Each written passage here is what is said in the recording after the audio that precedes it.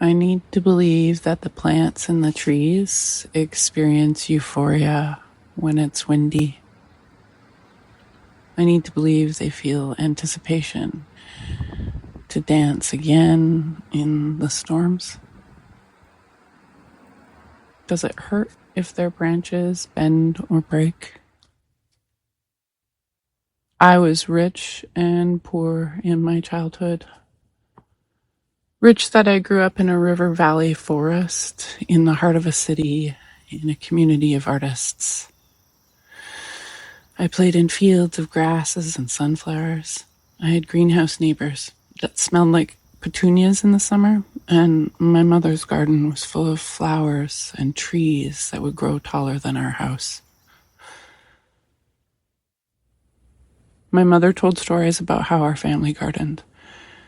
She also spent time with friends gardening. It's a fairly accessible hobby with a low income. A few cheap pots from the thrift store, some free plants from friends, water, compost, sunshine. My mother also taught me about different types of pain: physical, emotional, financial and psychological, chronic and systemic. My mother taught me how to fight for your life, how to survive. The plants and flowers taught us both how to thrive. In the garden, my mother's nervous system was soothed. Today, in the garden, I meet her as an ancestor. In the garden, I can grieve. In the garden, my nervous system is soothed. I meet my father in the raspberry canes like I'm 9 again, and he asks me to guess which hand the berries are in. My grandfather meets me in the irises and calls me that loving nickname I haven't heard in over 40 years.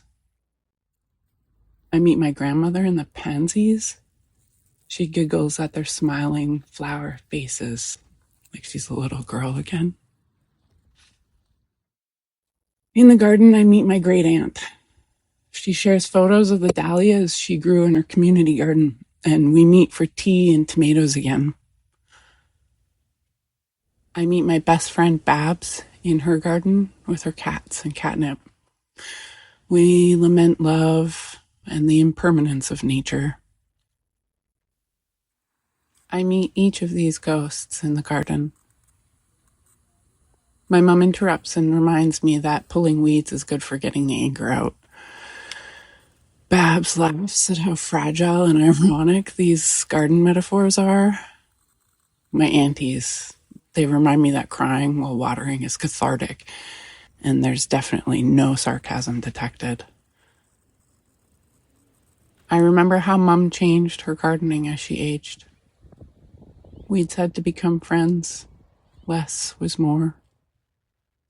I changed the way I move outdoors too. Even though the work hurts, it's a privilege.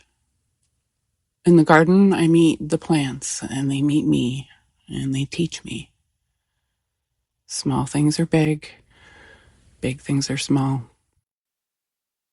Death and life is nature's law.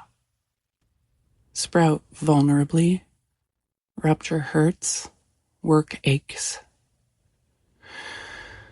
It is an act of love to grow. Patience.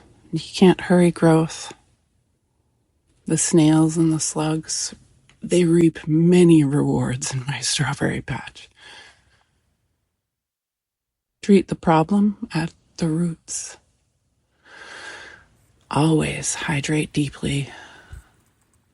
Bend, break, dance in the wind.